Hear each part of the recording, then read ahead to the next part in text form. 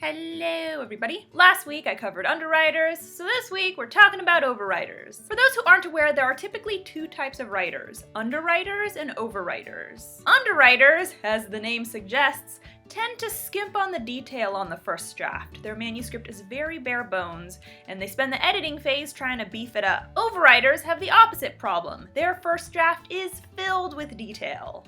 Too much detail. Their manuscripts are really wordy, and they gotta spend the editing phase trimming it down. Now, revising and editing tend to be easier for overwriters than underwriters because their main focus is on deleting stuff as opposed to creating entirely new content. But sometimes overwriters don't know what to delete. They think everything in their story is super important, but they're wrong. So to all you overwriters out there, here are my 5 tips for tightening up that manuscript of yours and reducing your word count. Because sometimes the only way to move forward is to let go of words. Number 1, get rid of unnecessary scenes. You may love a particular scene or character or even an entire chapter, but if it doesn't benefit the overall story, get rid of it. Go through your manuscript and ask yourself, does this scene really need to be here? Is it important? Your first thought is going to be to say, yeah, hello, I mean, duh. But after you've stopped spazzing out, you should probably ask yourself why it needs to be there. Well, I mean, yeah, that's what I thought. Here's the deal. It's possible that you made a super thorough, super meticulous outline, and thus maybe you don't need to delete any scenes in their entirety. But this only happens to a slim minority of overwriters. Odds are, you're not in that minority. You may love a scene. It may be filled with some of your best work, but if it's just filler content, it's gotta go. Delete it and cry about it later. Number 2, combine scenes. This is something I highly encourage writers to do in the outlining phase, but if you're watching this video, chances are you've already written your manuscript, so here we are. If you have a scene that's pretty inconsequential except for a singular, minuscule purpose, try to find a way to combine it with another scene. Say you really need your main character to discover that his blood is turned green. Heavens! So you created this scene where the sole purpose of it is for him to accidentally cut open his hand, and oh my gosh, green blood! Madness! Maybe the scene is perfectly fine as is.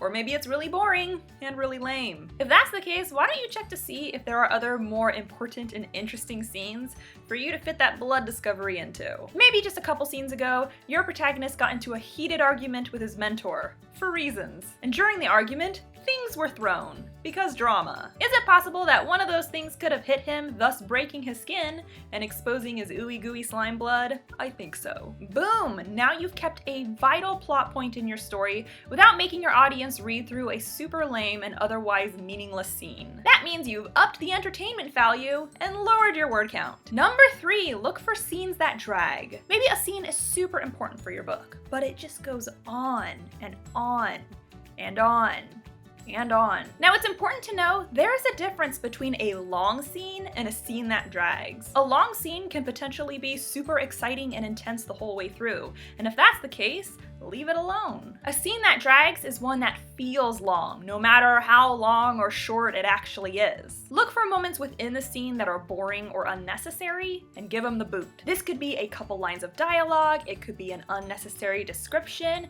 it could be a character who shows up in the scene and doesn't do much of anything. Get rid of that asshole. Take a scene that rambles and cut it down to its most interesting and necessary parts. Number 4, eliminate redundancies. Are you an overwriter? Then guess what? You have redundant sentences. Trust me. Redundancies often present themselves in descriptions. I usually find them in descriptions of settings and emotions. Just saying, but you probably don't need 3 sentences to describe a tree. But Jenna, it's a majestic tree. No one cares. It's a fucking tree. If these sentences are really that important to you, take the best parts of them and smash them together into one new and improved sentence. Problem solved. And while you're looking for redundancies, you can also keep an eye out for transitions that are just way longer than they need to be. It shouldn't take more than 1 sentence to describe a character getting out of his chair and leaving the room.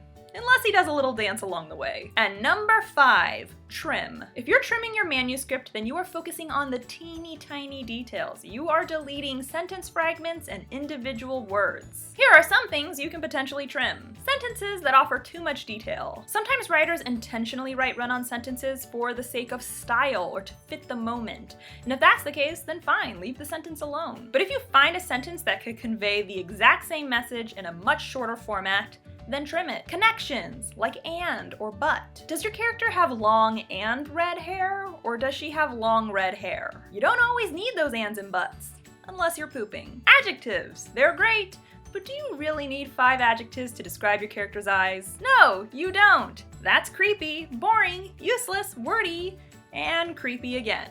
Adverbs! I'm not one of those writers who says death to all adverbs. Sometimes you need them, but sometimes you don't. A lot of time there's a much more powerful verb out there that could completely eliminate your need for the adverb. For example, did your character walk lazily, or did they trudge? Did your character dive quickly, or did they plunge? If you can think of a powerful verb that makes your adverb unnecessary, use it. Now, I know a lot of you might be thinking, this is a lot of work. Who cares about a few words? But it's not a few words. It's a lot of words. This shit adds up fast. We're talking potentially thousands of words that could be eliminated just through trimming alone. Quit whining and do the work. So there you have it. Those are my 5 tips for overwriters. Got a hefty manuscript? The delete button is here to make your words disappear. Remember, even if you absolutely love a scene or a phrase, if it doesn't benefit the story, then it doesn't need to be there. And once you get into the habit of whittling away useless content, hitting that delete button won't sting anymore. It'll feel triumphant. Die, words, die! With that said, don't forget to subscribe to my channel. I post new videos on Wednesdays. Eve the Awakening is still available in ebook and paperback on Amazon right now. You can also order a signed copy. All the links are listed below. And if you have any questions or if there's something you'd like me to talk about in my next video, be sure to tweet me at Jenna Moreci. Bye!